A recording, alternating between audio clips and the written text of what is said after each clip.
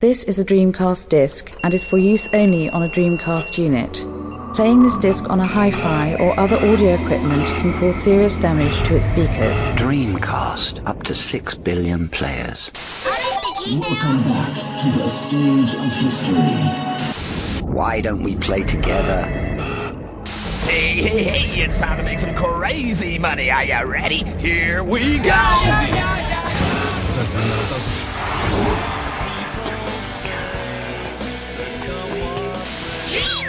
Please stop this disc now. Hello and welcome to a bit of an impromptu DreamPod by the Dreamcast Junkyard.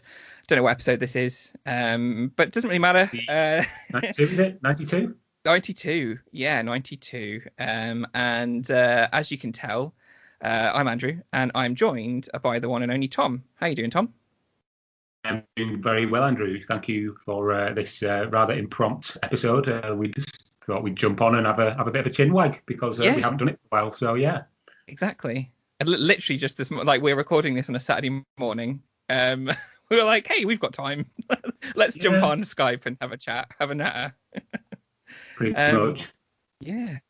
But we don't often do podcasts with just two people. I think that Mike and Lewis have done a couple on their lonesome, but it's kind of nice to have some one-on-one chat time. Be quite cool. Certainly is. Yeah, I must say as well, Andrew, I've really enjoyed the last couple of crossover episodes, with the Dreamcast Years team. Yeah. Because sometimes I forget that I'm involved in this thing because I do go sometimes quite a long time without actually appearing on a podcast, and because I do a lot of running, I listen to a lot of podcasts, and then when these new podcasts popped up on the Dreamcast Junkyard feed, obviously I downloaded them and I listened to them, and I just thought it was really good. I enjoyed listening to people's memories of their favourite Dreamcast games from like year 1999 and 2000, and as well as that, the quiz that you did was fantastic. I was running along, and when you were trying to guess the name of the games from the IGN keywords, I was almost like shouting to myself, like it's this, is that, and then I obviously get it wrong, and it was I was getting carried away listening to the quiz. So it's good, nice one. Cool. Well, we'll do another one, and hopefully you'll be on the next one, which would be nice. Yes. 2001. Yeah, be good. We'll get that done soon. But it's nice to break things up a little bit, right? Like if we did all 4 episodes in a row, people get bored. So it's nice to break it up slightly by chatting about some news, because there's a little bit of news going on. Mm-hmm. And we'll get to that in a minute. But first, I thought we'd have just a brief chit chat about what we've been playing recently, whether it's Dreamcast related or not. Tom, anything that you've had on the go? Yeah, a couple of things really. I mean, I'll start with the Dreamcast. I've mainly been playing it on my GDEMU. I know that everyone's gone a bit crazy for GDEMU recently because they're cheap now and they're so easy to install. And it's, I don't know why it took me so long to get one, to be honest. But on the Dreamcast, I've been mainly playing the Dreamcast's rather dire complement of football games. Recently put a retrospective up on the Dreamcast Junkyard blog about European Super League. Mm-hmm. Which is quite sort of appropriate because of the whole kind of European League stuff that's been in the news recently. This game is 2001, and it's a follow-up to a game called Viva Football on PlayStation and Windows, and it's an odd one because it has an official license, but it doesn't, if that makes sense. So all of the teams that are in the game are officially licensed, but there's only 16 teams in it, and it's based on this like imaginary Super League, and I just thought it was quite kind of appropriate with, again, what's just been going on in the news. So I took a retrospective look at that. It's not a good game. I don't know if you're interested in football, Andrew, but this is probably one to avoid if you are. I mean, yeah, I think I'm not a football fan, but I did read the article and it was very interesting. I mean, like you said, with the European Super League news going on, it's incredibly timely. And I didn't even know that the European Super League wasn't a thing. I thought that game was based on an actual, like, this is how little I know about football. I thought it was based on an actual league. I didn't realize it was made up. So that's quite interesting. And I think it's loosely based on the Champions League, which is an actual competition, but it doesn't have an official license, and it seems very rushed. It's an odd one. It's really odd. It has no commentary or anything like that. It's just bizarre. Very strange. Very strange. So on the Dreamcast, mainly football games. Otherwise, on the other platforms that I own, I have mainly been playing on the Xbox Series X. Been playing through Gears of War 5, nice. Just because it's free on Game Pass. It's really good, actually. I quite like it. And on the PC, I've been playing a game that I was obsessed with on the Switch called Tiny Metal, which is a turn-based top-down sort of strategy game. And I had it on the Switch, and I played it to death. And then I got rid of my Switch, and I really had a hankering for some more Tiny Metal. So I went on Steam, and I found it on there and bought it again. So I'm just replaying the whole thing again from scratch. I think I've chalked up about another 45 hours in that game. Wow. So love it. Yeah. So that's me. I think I've got that. I've got that on the Switch as well, and it's basically like a modern version of Advance Wars, right? It's pretty much similar kind of pretty much thing. Yeah, pretty cool. It's really, I enjoyed what really I played. addictive. It looks really simplistic on the face of it. When you look at it, it looks like a kid's game. It looks like it's made of Lego. But when you get down into it, it's actually really sort of deep strategy game, and I love it. But enough about me, Andrew. What about yourself? What have you been playing? To be honest, not a huge amount because my work has been crazy busy. I did play, so I've been taking screenshots for the projects that I'm working on. So I did get the Dreamcast out not too long ago, tried to take screenshots of Code Veronica on it, and then quickly realized that it did not work through my HDMI adapter. So I had to play. I think I played the GameCube version for a bit because I managed to get that working through the Wii. So I played a little bit of that. I've played some Saturn, like bits of Saturn games because I was taking screenshots of Saturn games. So I played for the first time ever a bit of Shining Force 3, which I was not expecting to be as good as it was. I don't know why, but it's just a really weird. It's interesting. It's a weird graphical style. Like it's kind of proper 3D, but like cutesy sprite character models, and the battle system is like not what I was expecting at all. It's more akin to like Fire Emblem than it is a traditional RPG. So it's like an action RPG where you move around the map and then like on squares and then you kind of get close to enemies and attack them. So that was quite interesting. I just wasn't expecting that. It seemed like it had quite a deep story to it, but I was like intending to spend like 10-15 minutes playing each game to get some screenshots, and I think I ended up spending an hour on that game because I was quite drawn in by it. So have you got one of those mode things in your Saturn? Is that how you're playing these games, or is it on a disc? I definitely not on a disc because it would cost too much money to get the games like Shining Force 3. So it's something called Fenrir, which I think is the thing that came out before mode. Right. I bought like a pre-bought, like I'm terrible with technology. There's no way, like I worry about putting a GDMU into my Dreamcast. Like I haven't done it yet. But I bought this pre-done, so it's didn't have to worry about it. And I've just been playing games here and there, and so that was good. What's it called? Fenrir? What do they call these names? Fenrir. What does that? What does that mean? Is it like a god's name or something? I have no idea. I didn't really look into it, Tom. I just like Fenrir, sure, yeah, I guess. I want the etymology of Fenrir now. What GDMU is like the emulation, but Fenrir is like, where does that come from? Interesting. I need to look that up. Yeah, maybe ask Brian. Brian will know. He'll know. Saturn Junkyard, of course. But yeah, other than that, I've had a hankering to play Ghost Recon Breakpoint, but I haven't yet. I've got it on the PS4 and I've played through a bit of it. And I was playing through it with a mate and we were really enjoying it. And then I went on to late shifts at work, and obviously evenings is the only time most people can play games. So my friends carried on without me, and I was really gutted. So I'm hoping to come back in. Deep cut. I know. Not good. But it was on sale on Stadia, and I'm getting like a Stadia Premier Edition with Resident Evil 8. So I'm getting that on Stadia because they were offering like the free, it's like the Chromecast Ultra and the the Stadia controller for free if you pre-ordered Resident Evil 8. I was like, sure, I'll do that. Why not? That's one way to get people to play it. Well, exactly. Just give them the stuff for free. So I'm waiting on that, and I thought, hey, Breakpoint might be good because I could just plug this into any TV I wanted to and just start playing it. It's not like the PS4 where you're having to lug it around to different rooms. You can just plug something into the back of the TV and start playing. So so I've got it on Stadia. So I'm hoping once my Stadia controller comes and everything, I can pick that up again because it's actually very, very good. Like it's a really good multiplayer shooter and much improved from when it first released. So, and it includes Splinter Cell stuff in it as well. Like Sam Fisher is in it for some missions. So, what's not to like about that really? So yeah. Indeed. I've not played a Rainbow Six game for probably about 20 years. I think the last one I played was Rogue Spear on the Dreamcast. On the Dreamcast. Yeah.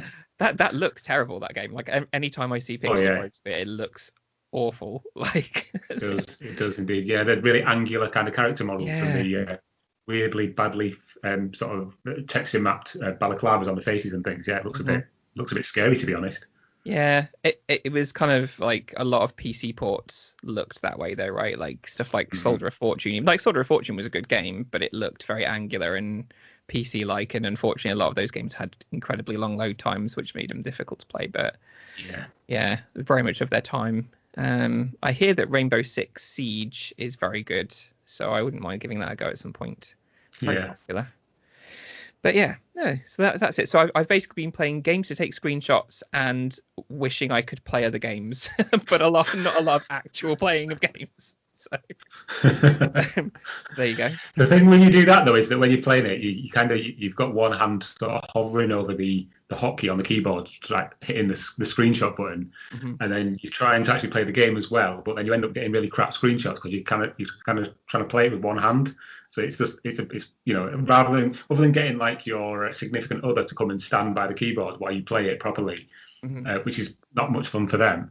That's the only alternative. I would never dream of asking my beloved to come and stand and watch me play Dreamcast games while hammering the spacebar or the hotkey for the screenshots. So. Same. I mean, I did when I was playing on the Saturn and getting screenshots for the Saturn, I did find an interesting way of playing where I had one hand ready to take screenshots on the keyboard. I would use, so that was like my left hand. My right hand was doing the buttons on the controller, and I was using my nose to activate the D-pad. So that went interestingly. So, the things you do to for the things you love. Some of the situations I've got myself in behind the scenes to just get like a screenshot or a bit of video or things propped up against bookshelves and all kinds of things. Yeah, you know what I mean. Yeah, absolutely. Yeah. It's funny. I did actually, the one thing that I have got recently is that is kind of Dreamcast related in that it was essentially pretty much copied from a Dreamcast thing, was I picked up a PocketStation, and that was also for like the project that I'm doing, and I bought like a photo tent to take photos of it because it's really difficult to find decent photos of the PocketStation, and I was like, oh cool, like I can play PocketStation games, and then quickly realized that it would be a pain in the arse because the battery needs replacing, and then I actually need a PlayStation to plug it into, and the game and like all of my PS1 games are now digital, and it's like, yeah, that's not going to work. So I've got like a redundant PocketStation sat here, but it's so much like the VMU. The only like major difference is obviously one, it flips up at the front so that you can plug it into the memory card slot on the PS1. So it has like this flip up where the D-pad and the button is, it flips up, and then on the top, rather than having a cap that you can take off and lose, so you can connect things together, it's got an IR receiver. Like that's pretty awesome. That came out. That must have come out after the VMU. Only just. Yeah. Like, so I think it was due to release at the end of 1998, and then it actually released at the beginning of 1999. So it was literally months after the VMU came out. But you'd imagine they must have been inspired by the VMU, or at least maybe it was. I was going to say it must have. It might have been one of those. You get those kind of weird coincidences where like two authors like have the same book style, because there's a book series in there that's like similar to Harry Potter that came out like roughly the same time or something, and there's some kind of lawsuit where one sued the other, and it was like, no, it was just a pure coincidence that this other author wrote a similar book about a child wizard at the same time as the Harry Potter books were being written and were becoming popular. And it's just like a really weird coincidence. I can't remember the names or the specifics now, but that's definitely something I've heard about in the past. So maybe that's a similar situation with the PocketStation and the VMU. They were both kind of in production and development at the same time. It was just that great minds think alike, and it was just one of those weird coincidences. Like when Armageddon and Deep Impact were like both out at roughly the same time. It's things like that. It's like, why are the two asteroid films out roughly the same time? Like, it's just pure coincidence. It is, yeah. But it's so weird. It's so weird when that happens. But I mean, it looks like there's like loads more games for the PocketStation than the VMU ever got as well. So it was much better supported. But it was just a Japanese thing. It never came out in the West. Yeah. the PocketStation, but it would be great to give it a go. Like the Final Fantasy VIII has essentially a Tamagotchi game, like where you raise a chocobo. So it'd be, yeah, which is basically like the Chow raising thing for Sonic Adventure, I guess, and Sonic Adventure 2. But it'd be interesting to give it a go. So at some point I will replace the battery, and at some point I will maybe hunt down an original PS1 and a couple of original games so I can actually do it, because you can, even though it only came out in Japan, you can actually, some of the games still retained the PocketStation features in the West, even though the PocketStation didn't come out here. So maybe we could do some kind of feature like VMU versus PocketStation. There can be only one. Who will survive? I mean, it'll be the VMU, right? I mean, we can did a very good job here. Yeah, we did a very good job as a Dreamcast fan site, wouldn't we? We were like, yeah, the PocketStation's amazing. Don't buy the VMU. Oh dear. Yeah, I do like the fact that it has the IR sensor there. Like it feels much more techy, and that like just kind of jamming two VMUs together feels so old school now instead of having like a wireless way of doing it. Be interesting to see if somebody could like create a modern version of the VMU that did stuff like, that was wireless and you could do wireless stuff. I mean, I know there's like a backlit VMU and somebody's put like a color screen in it that you can play games on. That'd be interesting. Like a little Raspberry Pi style thing. Yeah. Like a little retro. I wouldn't imagine. I mean, it's bad enough playing on a Game Boy Micro, so I can imagine how bad it would be trying to play actual games on the tiny little Raspberry Pi powered thing that you see floating around on the internet. True. Yeah.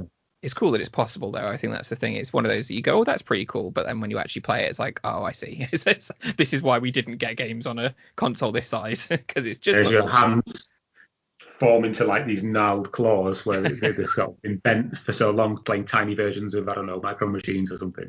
Micro Machines on a VMU, like, Oh, well, that was I like that we just kind of went wherever we wanted to go there. We weren't confined to just talking about the games we were playing. Meandering.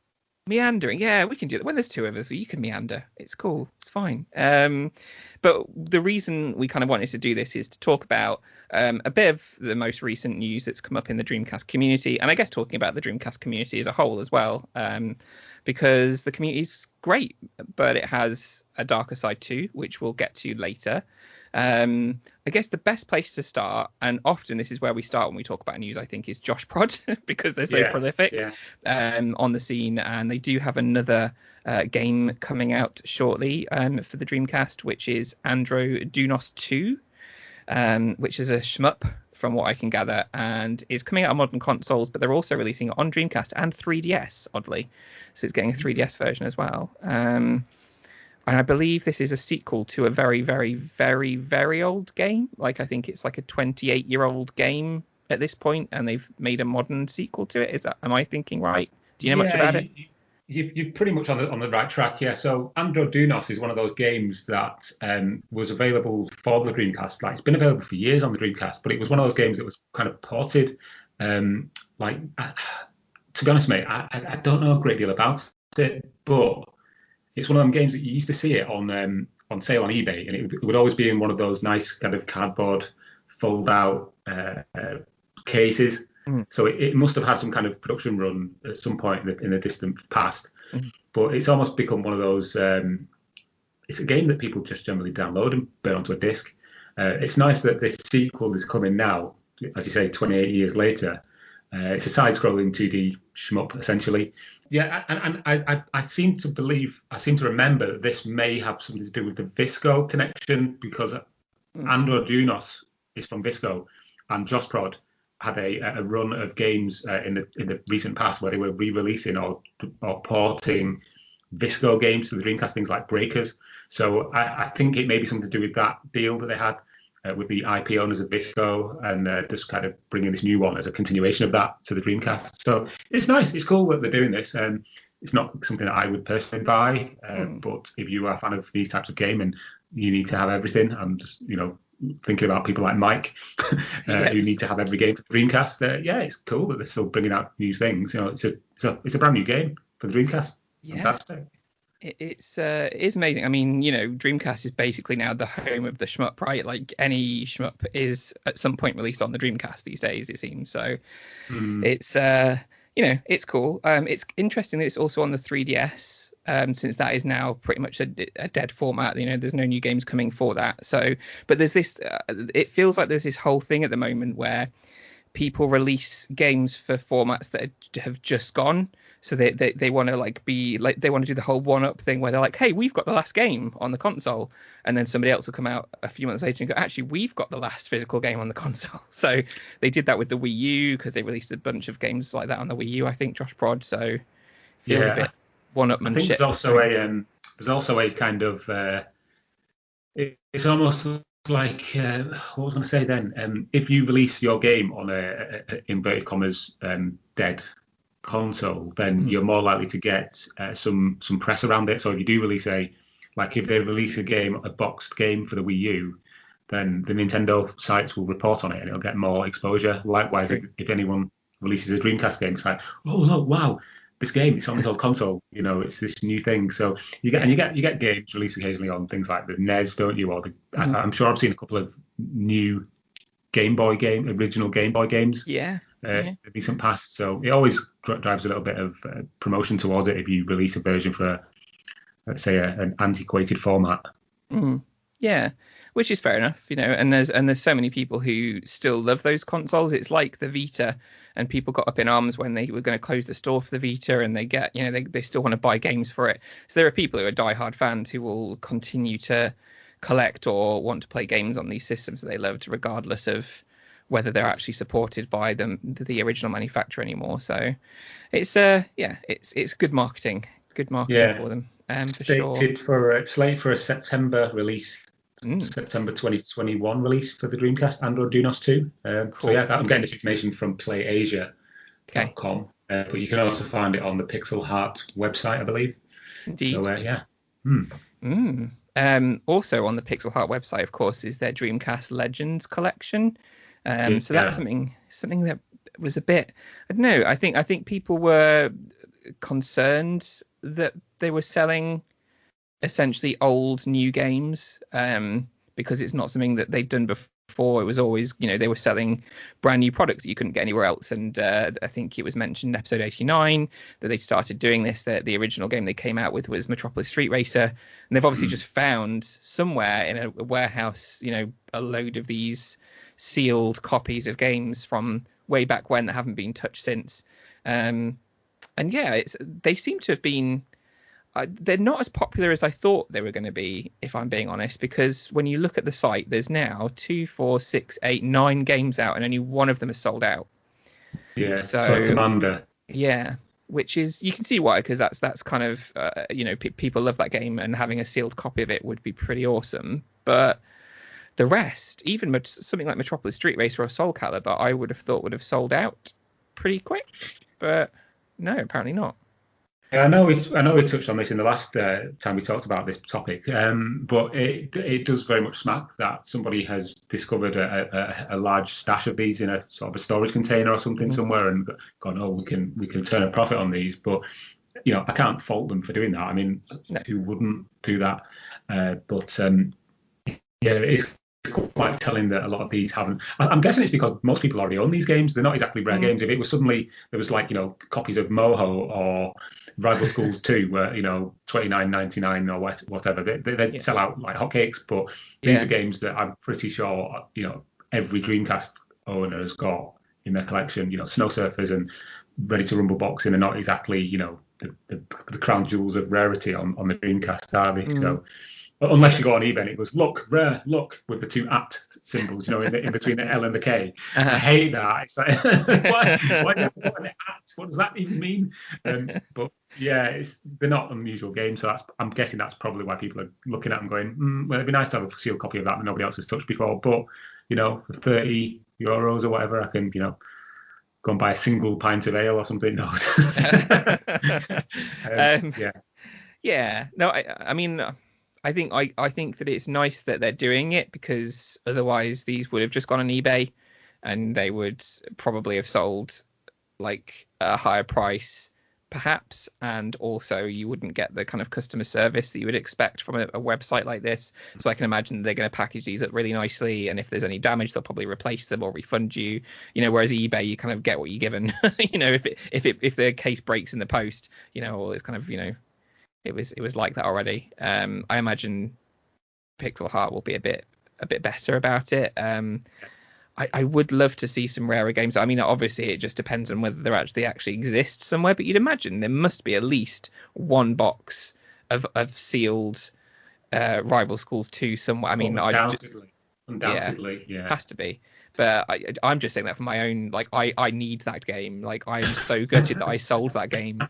It's the one game in my collection that I really wish I hadn't sold now. Same. But it would be great to see stuff like that. But we'll see. I mean, at the moment, so just to go up, so from the bottom, it was Metropolis Street Racer, Jet Set Radio, Soul Calibur, Virtua Striker 2 version 2000.1, Snow Surfers, Toy Commander, which is sold out, Virtua Tennis 2, Ready to Rumble Boxing, the first one, and Tomb Raider: The Last Revelation, which is the Halifax version by the looks of what I can see. I'd imagine a lot of these probably are.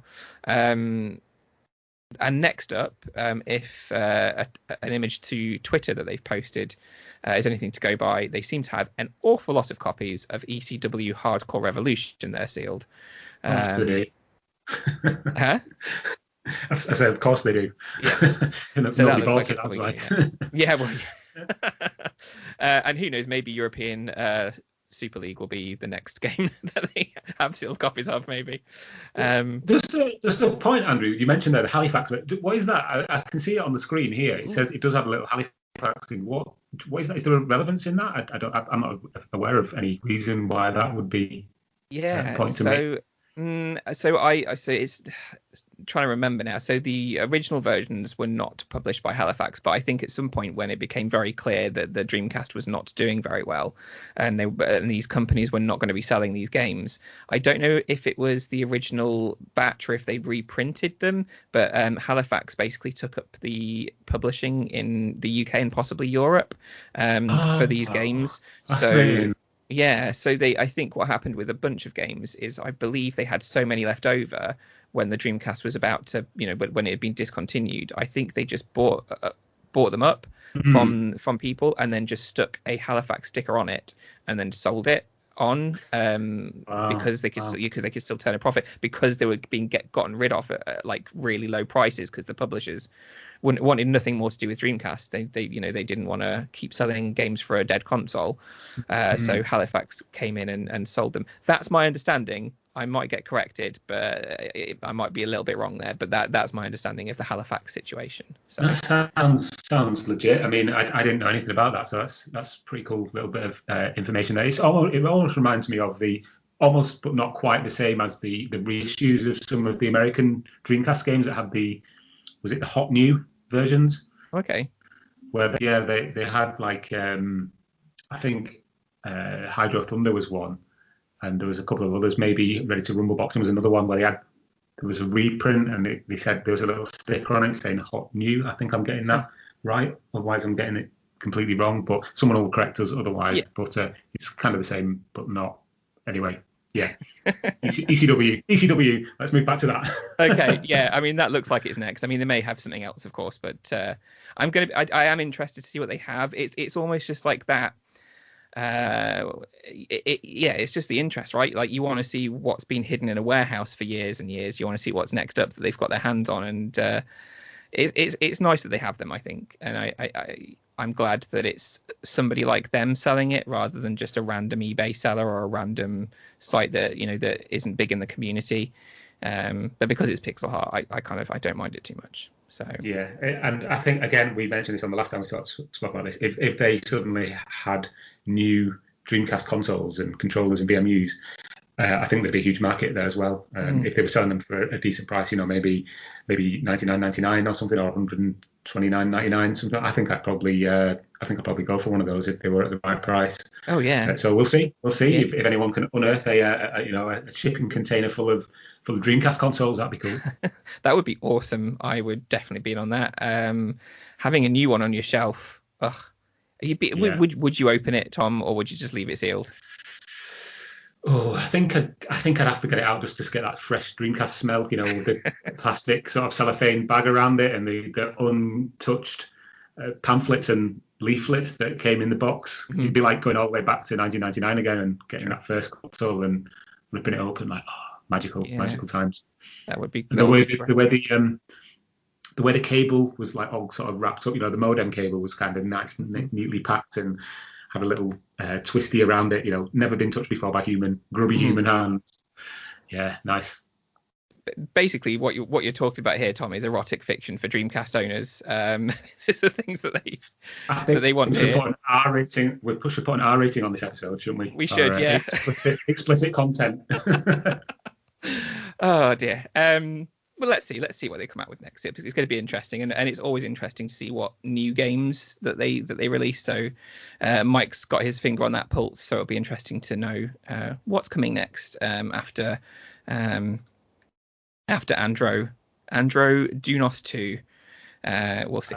I've got a prediction. I think I had an email just a few days ago from Kickstarter about Intrepid Izzy. That's the game from Senile Team, the 2D platformer with a light fighting game elements.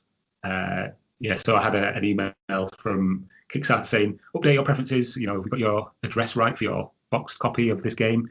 So that must be imminent. The release of that must be imminent. So got that to look forward to as well. Intrepid Izzy. That's been a long time in the making. So yeah. Yeah. Do you think we'll see Elysian Shadows this year?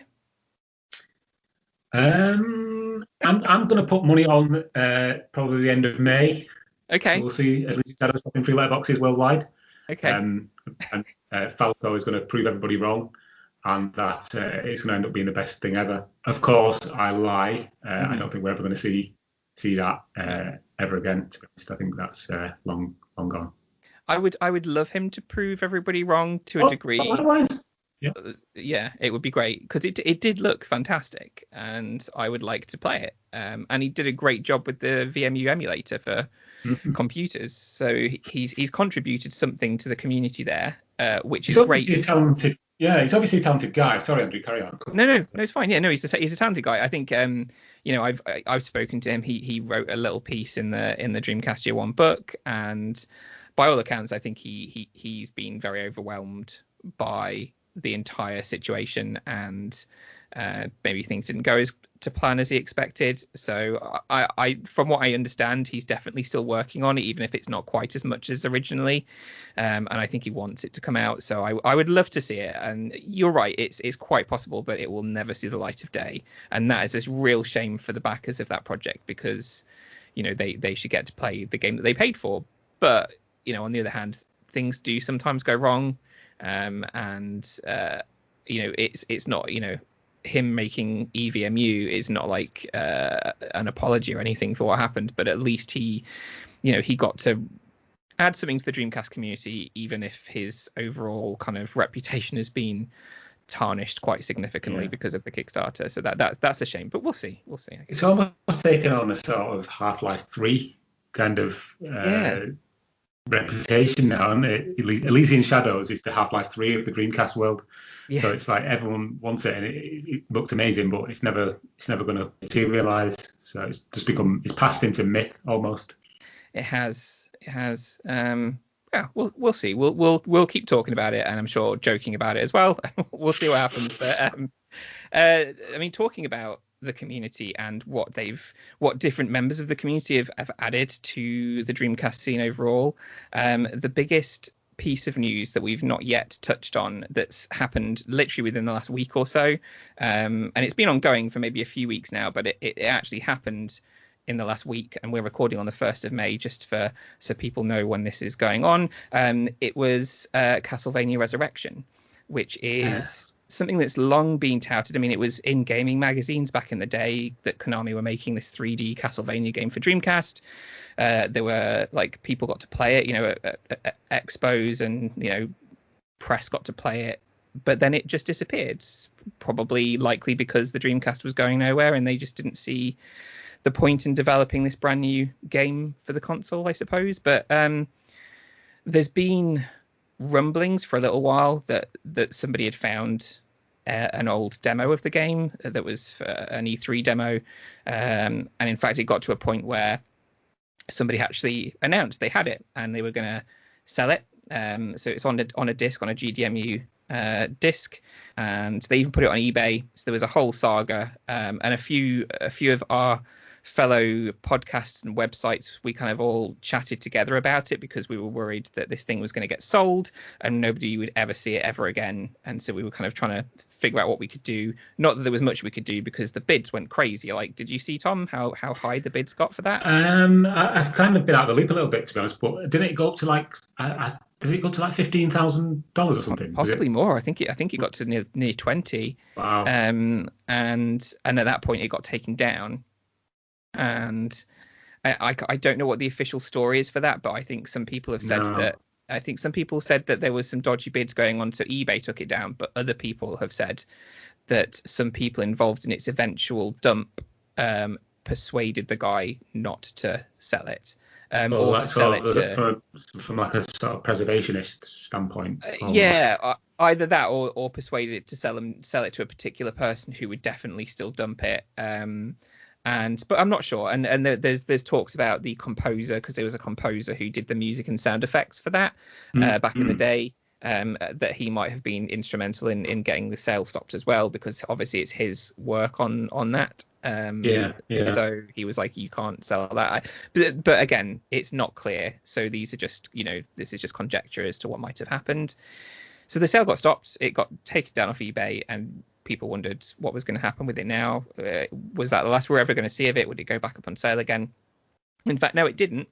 Not that we've seen anyway. It may have been sold, of course, privately. But the ROM, the dump, whatever you want to call it, was made available all of a sudden. I think it was teased by the people who released it. So it's Sega Dreamcast Info Preservation Games, which I'm not going to give you the website here, but you can easily find that online.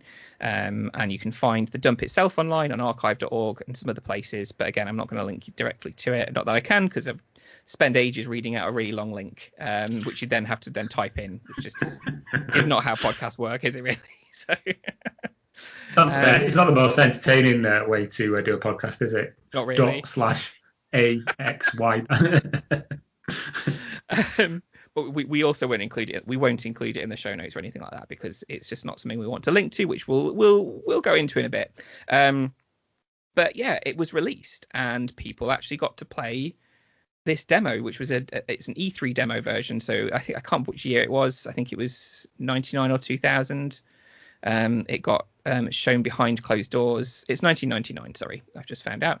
Behind closed doors at E3 to select journalists and other industry people. There's several sections in it, including a corridor, courtyards, all those kind of places in like a gothic setting. As if you've ever played Castlevania, you'll know exactly what I'm talking about. Stained glass windows and all that kind of stuff, grimy streets. And you play as Sonia, who has a lovely whip, as most people do in the Castlevania games. And it's from what I've seen of people playing this game, of the demo, it looks pretty good. Like graphically, it looks pretty good. Gameplay wise, it looks pretty good. I don't know if you've seen much of the gameplay, Tom. I mean, just going back, I think it's a really big deal because Castlevania for the Dreamcast was considered again one of those kind of holy grails of the lost game search, and unlike a lot of the games that we've seen come to the fore recently, like things like Simpsons Bug Hunt, this is a game that was previously known about and was quite heavily featured in magazines of the period. And then, as you rightly say, it just completely vanished. And I mean, there's a lot of speculation as to the reasons why. Obviously, Konami continued to support Dreamcast, not amazingly well, but they did release a handful of games for the system after this. They didn't release a PES game though, which is really weird. That would have been amazing for the Dreamcast. That would have been the best football game on the Dreamcast.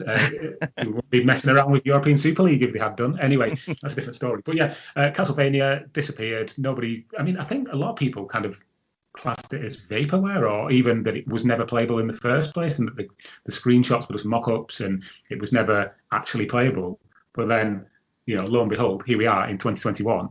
This video just appeared online, and obviously, the guys who found it and preserved it and released it, and it is actually playable. So sometimes, you have to eat humble pie. I mean, I'm pretty confident in the past I've dismissed Castlevania Resurrection as little more than just a tech demo, without having any real reasoning to believe that it was actually playable. And now here we are again, as I say, 2021. That's told me, and people are playing it. It looks like it's really quite an impressive demonstration of what could have been done. I mean, I was never really a massive fan of Castlevania. I did play Symphony of the Night on the PlayStation years ago. That's another game that I wish I'd never sold, because it's worth loads now, isn't it? Oh yeah, huge amount. I had a 2-disc version. I think it had a music CD in one side and the game disc on the other side, and I got it for like $7.99 from GameStation, played it, and then like swapped it for something else, and now it's like worth like hundreds of quid. And it's like, why? Obviously you don't. Hindsight is an amazing thing, isn't it? But at the time, I didn't, because I thought, right, I've completed that now, I'll get rid of it. Anyway, I'll stop telling you my life story. So I played Castlevania Symphony of the Night on the PlayStation. I also played the 3D one on the N64 Castlevania. Is it just called 64? Can't remember. I've no idea. I wasn't overly enamoured with that one, to be honest. It just felt a bit janky, especially when I think there's a bit where skeletons come out of the ground on motorbikes. I was like, what? How does that work? Skeletons on motorbikes running around out of the ground. That's something that stuck in my mind about the game. But so obviously this Castlevania game for the Dreamcast, I showed some interest when it was announced, and now here it is.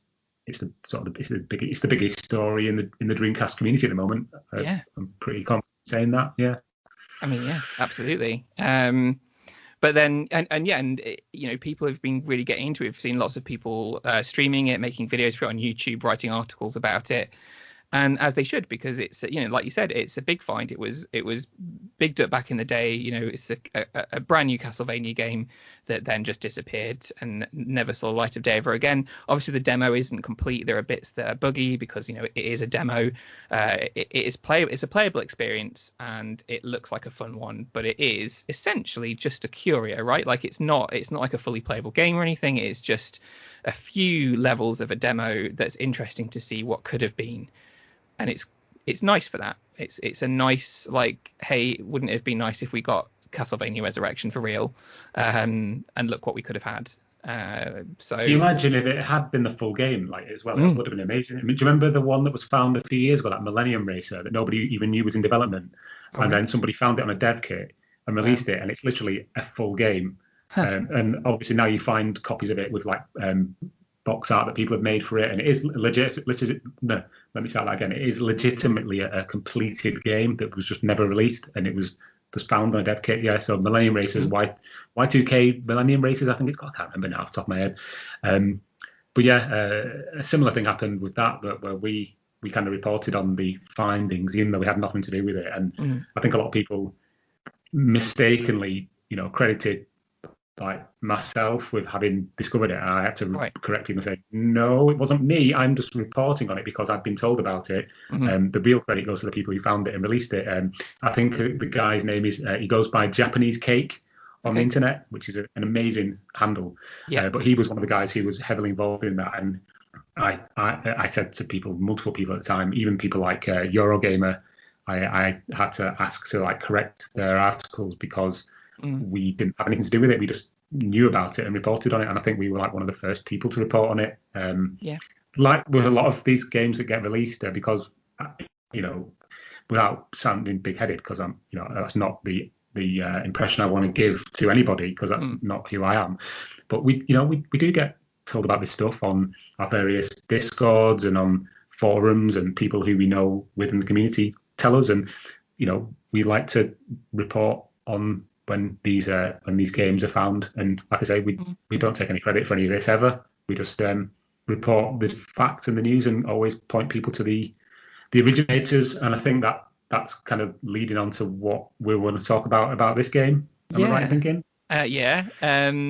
So I mean, and that is a really good point that you make there. I mean, let's just lay this out briefly before we go. The Dreamcast Junkyard has now been running for over 15 years.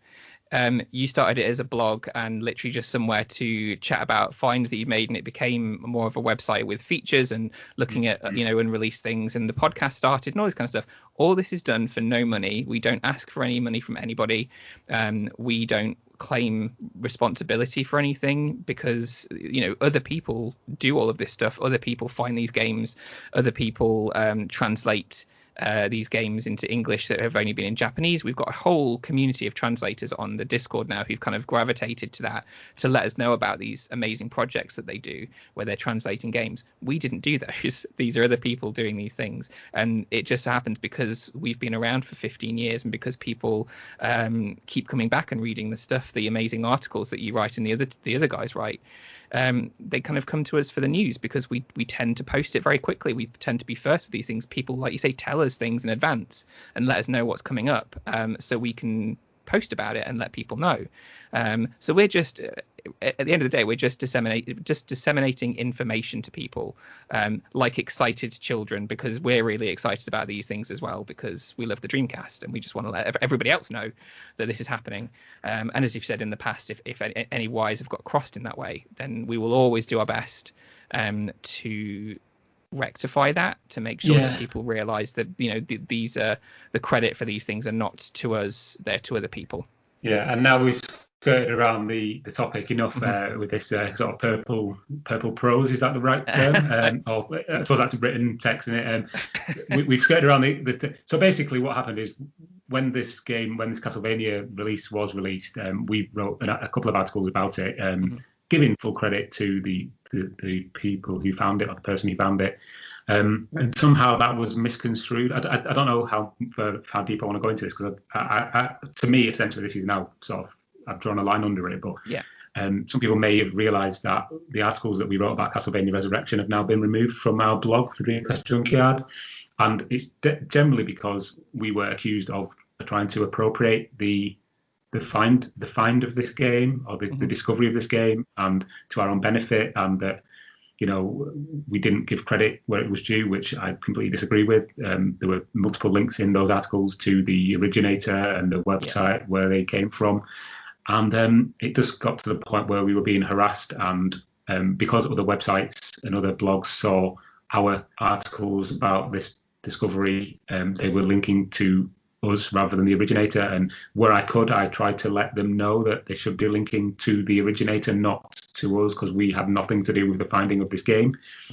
But again, it was all misconstrued, it was blown way out of proportion, and lots of accusations were thrown around that we were profiting off this, and we had appropriated the information, and that we're dishonest, and all kinds of accusations which I'm not going to go into here. But it left a really bad taste. It was really quite unsavoury, to be honest, where, outside of this podcast and outside of this blog, I have, and as you do, Andrew, and the rest of us all do, we have lives outside of this fandom.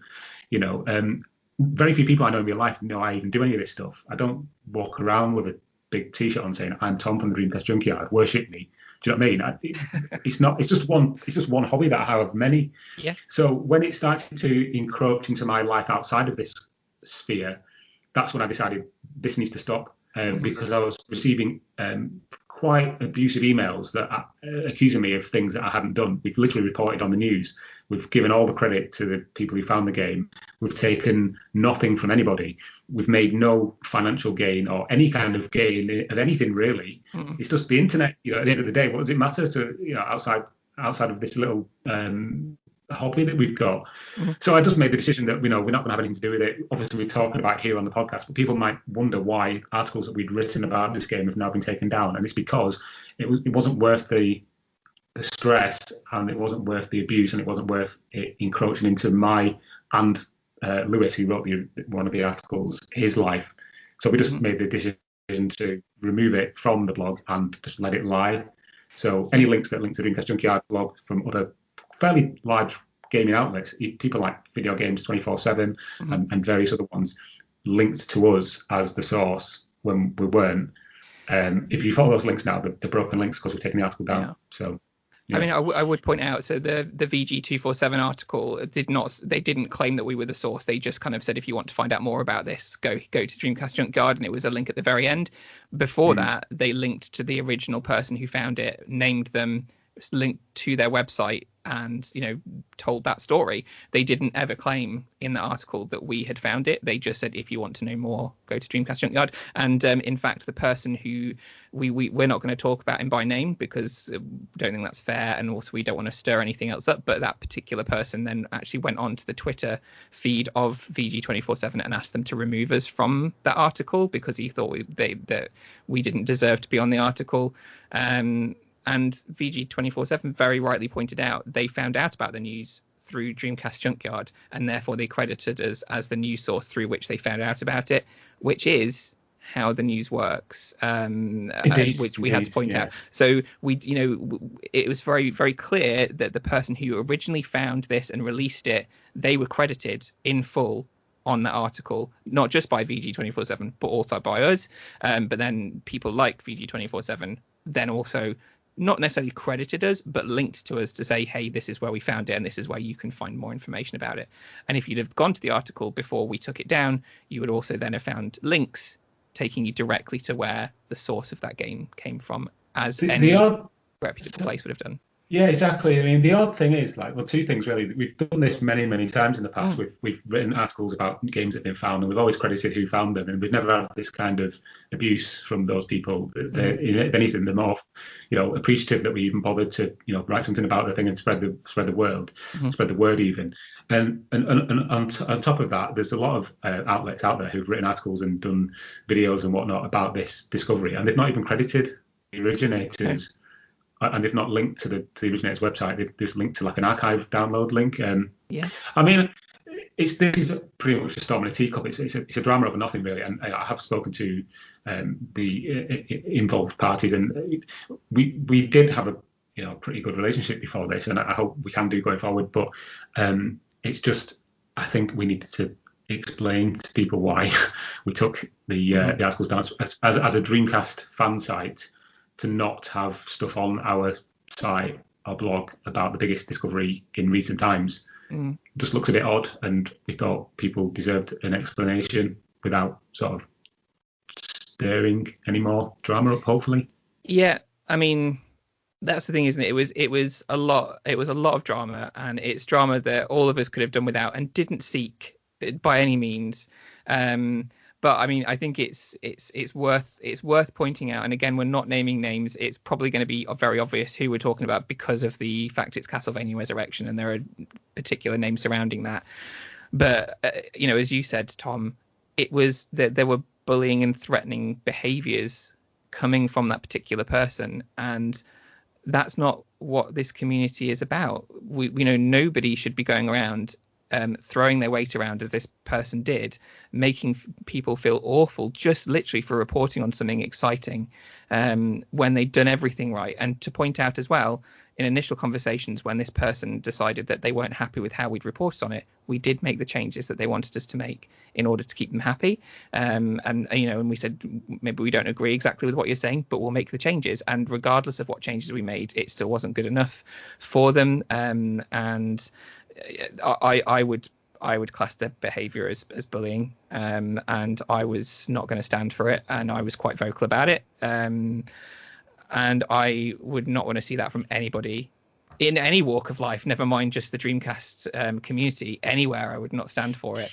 But it's not something I've seen from this community before, because nobody else is like that. I've never come across any other person who is like that in our community, and I think that's something that's worth pointing out, is that by and large, 99.999% of people in the Dreamcast community are absolutely fantastic, and they're all in it just for the love of this console that we're all here to talk about. And they want to uncover new things. They want to show people what they found. And this particular person has kind of spoiled a lot of that over the last few days. I just want to say, I can see. You have to take a step back and think about this. We don't know how much. We do. A lot of effort obviously went into discovering this game and the releasing of it. And I've been in situations in the past where, as a content creator on the internet, so not so much anymore because I've kind of gotten over it and I've kind of gotten over myself. But there were times in the past where I'd write an article on XYZ thing that had happened, and then I know that other websites had clearly used my article as a basis but hadn't credited me, and it would wind me up, and I had no proof that they'd done it, but it was quite evident because they'd like use the same wording, the same structure of article, the same screenshots, sometimes my own screenshots that I'd taken myself, and given no credit whatsoever. But so, and I'm getting these right states about, they've done this and they've done that, and so it's taken a lot of time for me to kind of get over that and just realize that it doesn't matter. But and that's I think that's the key here. I can see maybe that our colleague, our originator from the community, may have seen the traction that our article was getting and maybe thought that it was unjust. Maybe the attention should have been directed sort of their way rather than our way. I can totally see that, and but that's not something we did. No. The internet and social media and all that is a weird thing. You can never predict, how things are going to go. So yeah, I mean that's what's happened, and it's kind of hopefully over now. And just thought we should give a bit of an explanation, really. So hopefully that explains things. Yeah, and I think for the time being, anyway, we've decided not to cover anything that person does until we can come to some kind of resolution with them privately, I suppose. So if they do release anything in the near future, then don't be surprised if it's not on the website. But I'm sure I should add, Andrew, that we have spoken privately at length, and we have ironed out our differences to an extent. Right. There's a bit of an issue because there's something of a language barrier there, but I don't wish ill will on anybody, and I don't want. I'd like to feel that people don't wish any ill will on me, because I don't go around my daily life, doing that. I'm just a guy like you. I'm just a person at the end of the day, we just live our lives, and there's no need for angst. There is no need for angst. No, absolutely. And I think that's why we just, or you specifically, to just decide to take that step back, remove the articles, to remove any of that unwanted attention on that kind of stuff. So that's the reason why. That's not necessarily going to mean that we're not going to talk about these games and releases. I guess it's just it might inform the way that we do discuss them going forward. We'll see how things go.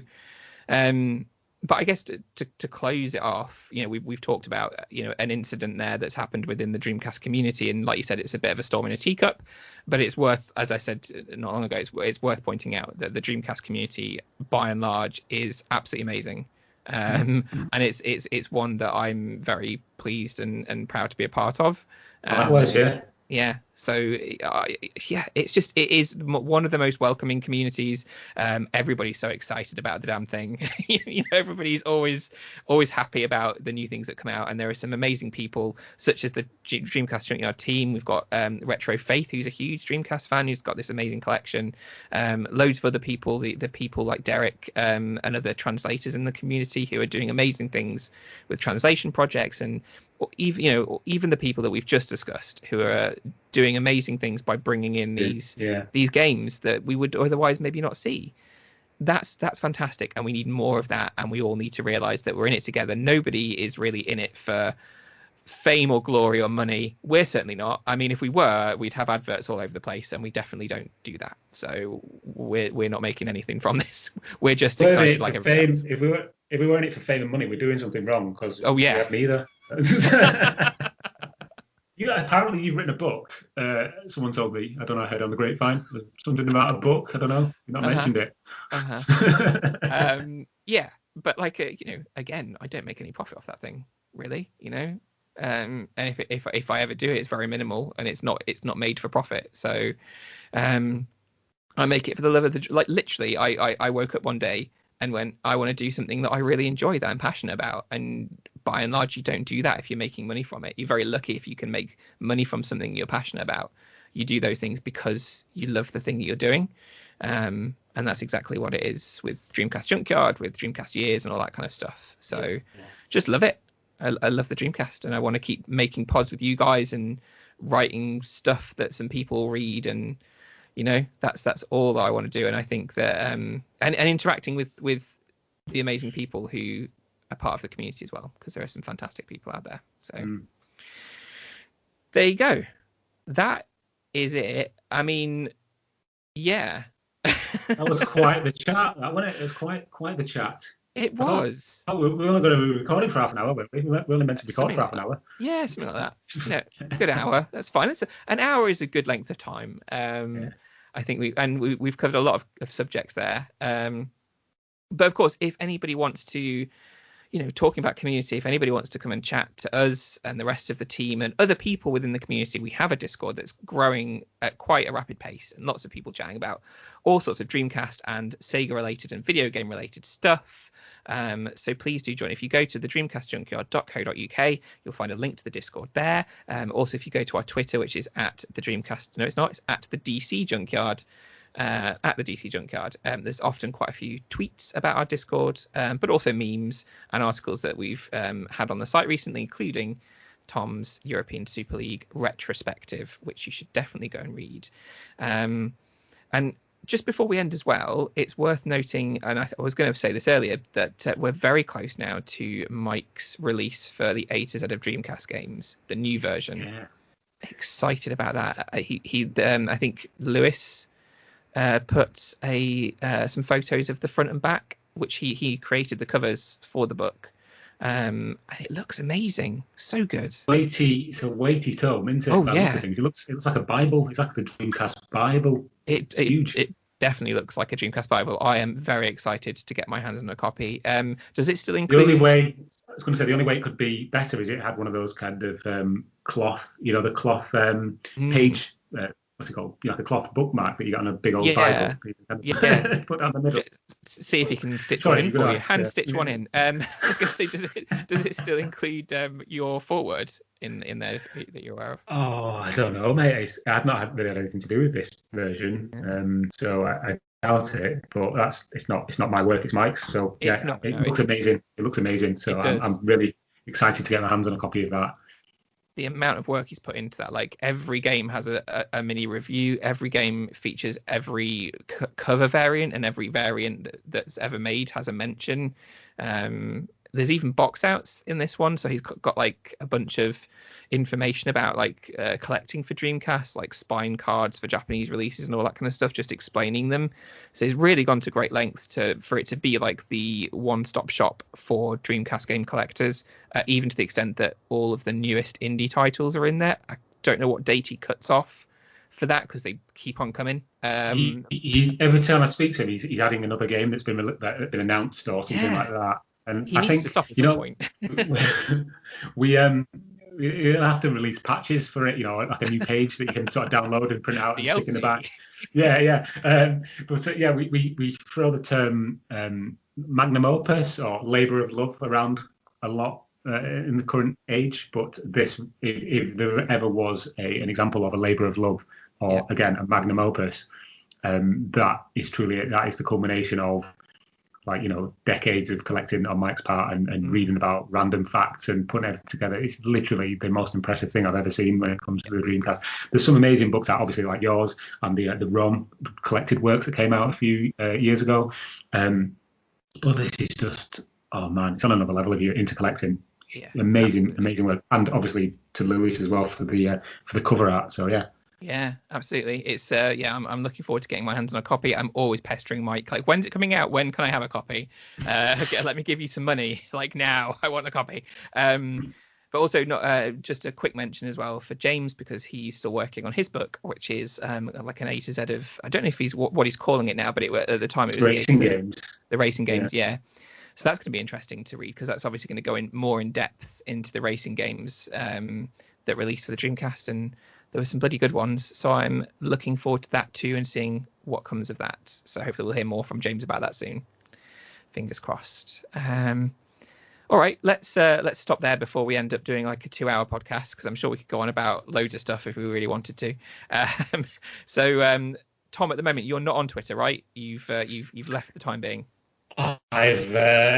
I've purged social media from my life, and I'm actually loving it, to be honest. It's great. I've not been on Twitter now for about 2 years. Wow, so, amazing. Yeah. I mean, you did have Daddy Dreamcast for a bit, but you lost the login for that too, right? I created the account and I forgot the login about a day later. So it's just like a time capsule now of that one day that you had it on Twitter and answered a couple of questions. which is fun. But you are on the Discord, and you kind of pop up occasionally to have a chat with people. So yeah, it's find cool. you there. Yeah. So do come onto the Discord, as we said earlier. As I said, you can find everybody on the Dreamcast Junkyard at the DC Junkyard on Twitter. I am at Oddment84 if you fancy coming and chatting to me. But that's it. Thank you so much. Keep on tuning in, because we do have more great DreamPod episodes coming up, and we are kind of getting ever closer to that episode 100. Super close now, like exciting. Yeah, very exciting. So it's still having a think about what we want to do for that, but we will. I'm sure we'll do something very, very cool. All right, that'll do. We'll see you next time, everybody. See you later, Tom. See you later, mate. Bye. Please stop this disc now. I just went to click on a mouse and there's a little spider on it. I'm like, what's going on? Hang on.